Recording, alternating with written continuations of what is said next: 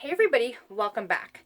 Today we are in the shop and we are going to be taking these blank, I call them switch plates, electrical plates, whatever you want to call them. We're going to be taking these and we are going to be turning them into these geocaches. All right. So what you need to do is you need to get some of these. Now I got these from Rona. You can get them from any electrical supply place. And I want to say that I paid $1.49 plus tax for these. So $1.50, less than $2 a piece after tax for one of these. You need some rare earth magnets. So for these, I ended up ordering them off of eBay. So I got 100 of these for $13.59 Canadian. So under $14 for 100 of these rare earth magnets. When they showed up in my mail, it was hilarious because they were like wrapped in bubble wrap and it was this tube and I'm like, what the heck is that? Oh, right. It was my rare earth magnets. So you're going to need these. If you're going to get fancy like me and do this wonderful little baggie that is magnetized in there so it doesn't run away, you're going to need some cheap magnets. For that, I went to the dollar store and there's these where you get 200 of the magnets for $1.25. $1.25, and they are just cheap magnets. You're also going to need a baggie if you're doing the inner, and I use a flat gray duct tape. I'm sick and tired of doing this by hand and using a screwdriver, so I use my handy dandy DeWalt drill. I also use a hot melt gun. So this is an industrial strength hot melt glue gun. So you need that and some glue sticks.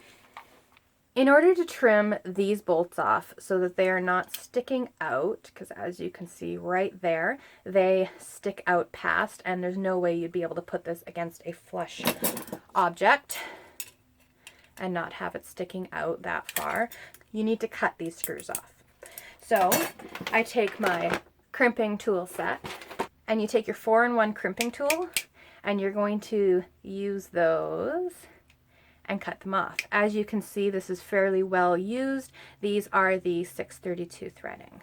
When you're doing this, you want to be very careful. You need a lot of leverage. So when you are squeezing this, you don't want to get your hand too far up top to try and squeeze, because I have used the wire stripper part and I have cut.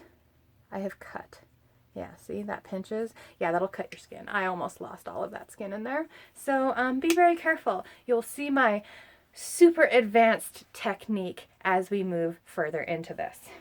I think that's everything. So let's get into this.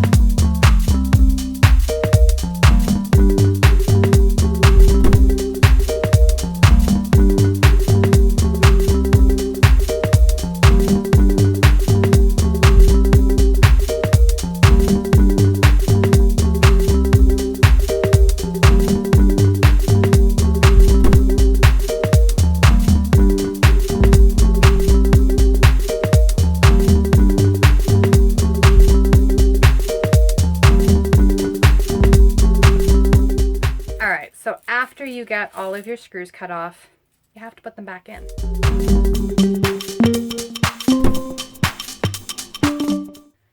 I, of course, am not the smartest person. I put all of the screws back in. But before you do that, if you are on a mission, make sure to plug in your hot melt gun.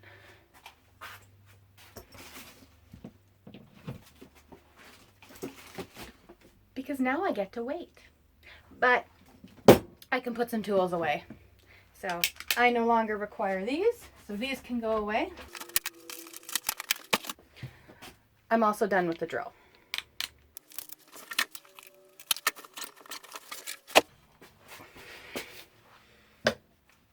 I should be done with the screwdriver. This is just in case, but I used it minimal. All right, so next up, you're gonna flip all of these over. There's about half a thread left, so they should stay in, but you always want to make sure that when you're gluing them, you're doing it on a flat surface so that this gets pushed up, because if it's not and you're just doing it in the air, you can see, there we go, that it's sticking down. So that doesn't look very natural if you went and found a geocache like that. So we want to make sure that it's like that. So take these and place them on your flat surface. You're going to make sure it's nice and hot. That it is. You're going to get your magnets ready. You are going to put a really good gob of goo on there. I use one full trigger squeeze and one full trigger squeeze. And then when you're doing your magnets, one thing that you always want to make sure is that they are going the same direction. So I unstick them and I stick them right on top of the screw sticking out. Okay, so it is now magnetized to the screw and it has the hot melt around it, and you just want to make sure that the magnet is as flat as humanly possible. So just stick your finger on there, don't touch the hot melt, and that's all you're going to do.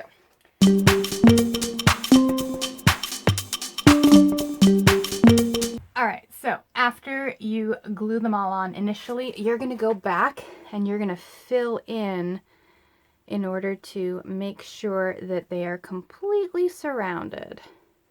See how it's just sticking out there? We're going to fill all that in.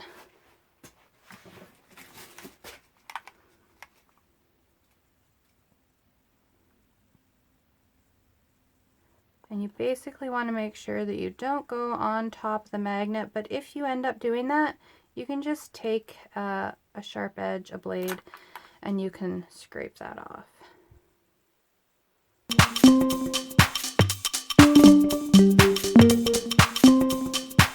So while these all cool, we are going to get our baggies together for the inside of them. For this, I have my plain flat duct tape. I have baggies. I like to use these little itty bitty teeny weeny ones because these fit very nicely in between here. Okay.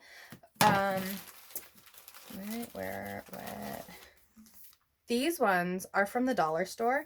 These are craft bags, I think. So these are a little large. Okay. That's the entire size. But what you can do with these is take them and fold them to the size of your logbook, and then you can cover them that way. And I usually cut off a little bit of the upper on that, and then that will fit whichever way you go. Okay, so use whatever you have, whatever's cheap. I'm all about not spending a whole lot of money on my geocaches, but still having quality. And then I have these magnets, obviously from Dollarama. It was $1.25 for the 200 of them. So I have a whole bunch of these, and they are an adhesive back. So that helps just that little bit more. Let's get into it.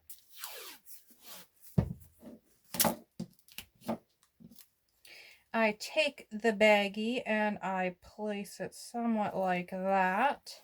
I fold over the one edge. Then I fold the entire thing over. Then I cut her off. And I fold that part over.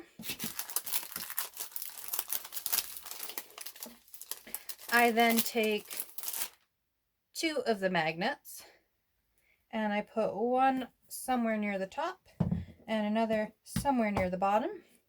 And then I take this and I put the entire thing inside the tape, just like that. Press it down.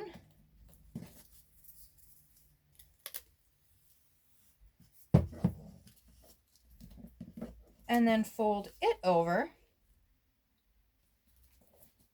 and give it a good press down. And then I cut it off so you can see where the actual zipper part is. That's this larger line, and these little lines are the grippies.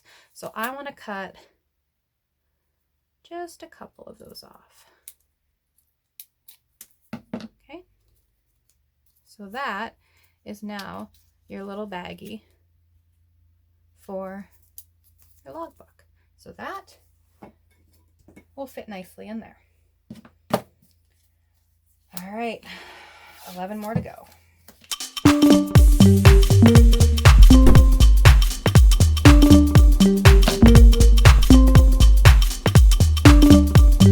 All right, so these are all done and they are together. There we go. There is the dozen of them, all nice and pretty. Now, the very, very, very last thing that I do is I take a straight edge, okay, nice and sharp, and I go over, can I even show it? And I just make sure that there's no glue sticking up around the magnet. Yeah, it's very difficult to do up here, so we're gonna go down there.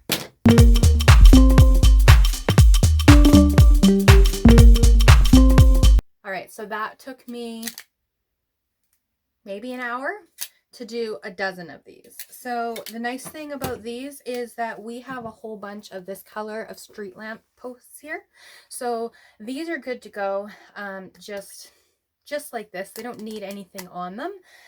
But if you're trying to match something else, now I haven't matched our green color that we have here, but I have been able to find the matte black. So I probably should scuff these up a little bit, but I don't.